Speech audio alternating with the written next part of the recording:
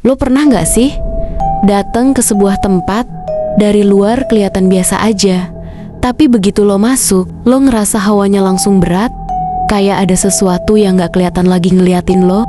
Nah, gue ngalamin itu sendiri. Waktu itu gue baru dapet kos murah di daerah Jogja. Katanya sih lokasinya strategis, deket kampus, dan harganya miring banget. Dari luar sih kelihatan adem. Rumah joglo tua, halamannya luas, ada pohon mangga gede banget di depan. Sekilas nggak ada yang aneh. Sampai akhirnya gua masuk ke kamar itu, kamar nomor ke-6. Pas gua dateng, ibu kos, sebut aja Bu Ratna, nyambut dengan senyum ramah. Dia nawarin kamar, tapi ternyata tinggal satu yang kosong, kamar nomor 6. Begitu gua lihat, kamar itu agak pojok, pintunya beda dari kamar lain. Pintu kayunya agak kusam, warnanya lebih gelap, dan ada angka 6 yang catnya udah hampir pudar. Begitu gua buka pintu, hawanya langsung berubah. Kalau kamar lain terang dan wangi karbol, kamar ini agak lembab, bau apek kayak ruangan lama nggak dipakai. Cat dindingnya udah agak mengelupas, jendelanya ketutup tirai coklat tua yang kusam. Gua tanya ke Bu Ratna, "Bu, ini kamar lama nggak ada yang nempatin ya?" Dia senyum kecil, jawabnya ringan, "Iya Mbak, terakhir ada yang ngekos paling cuma sebulan, 2 bulan, habis itu pindah. Mungkin nggak betah aja." Jawaban itu bikin gue mikir, tapi gue butuh tempat tinggal. Ya udah, gue ambil. Malam pertama gue rebahan, sekitar jam 12, tiba-tiba ada suara tok, tok, tok di pintu. Pelan, tapi jelas. Awalnya gue cuekin.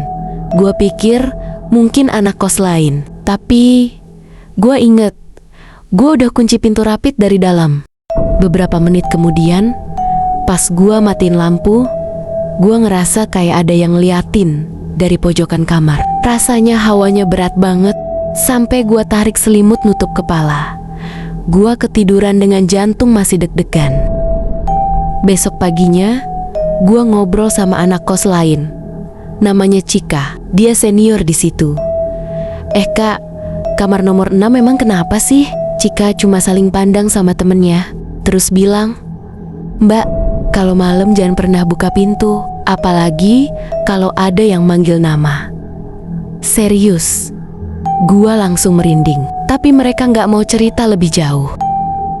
Sekitar jam 1 pagi, gua kebangun. Ada suara perempuan halus banget dari luar pintu. "Mbak, tolong bukain pintunya." "Dingin Mbak." Gua langsung pucat. Suara itu jelas banget, kayak orang beneran. Gua pura-pura tidur, tapi suara itu makin mendesak. "Mbak." Aku di depan pintu. "Bukain ya."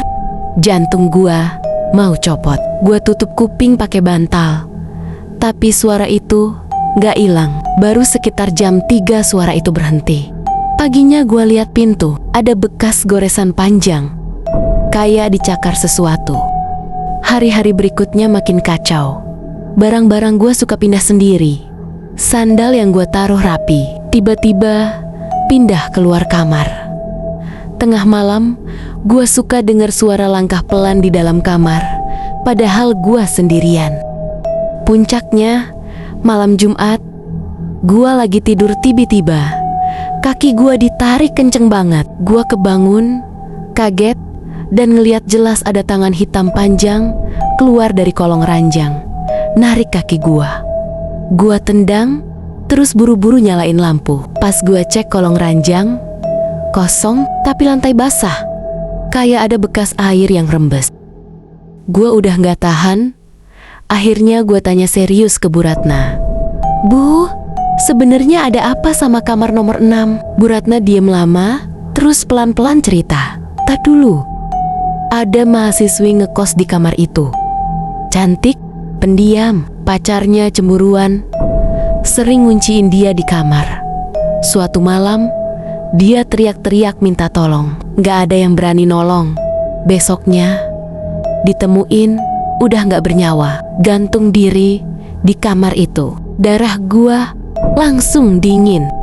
Gua niat pindah besoknya, tapi malam itu masih harus tidur di kamar.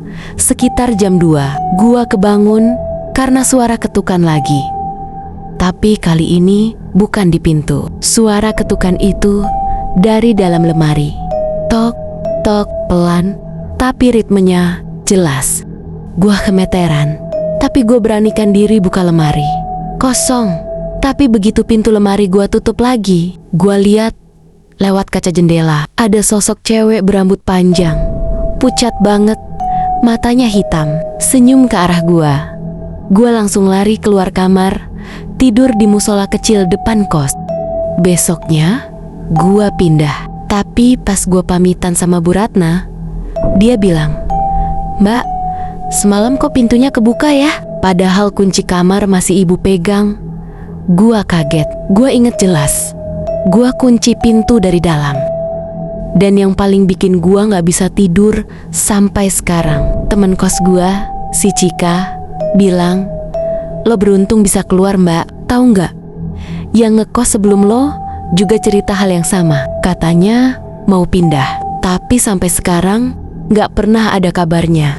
Barang-barangnya masih ada di kamar, hilang begitu aja." Gua langsung merinding parah. Sampai sekarang, tiap gua lewat daerah itu, gua gak berani nengok ke arah kosan tua itu lagi.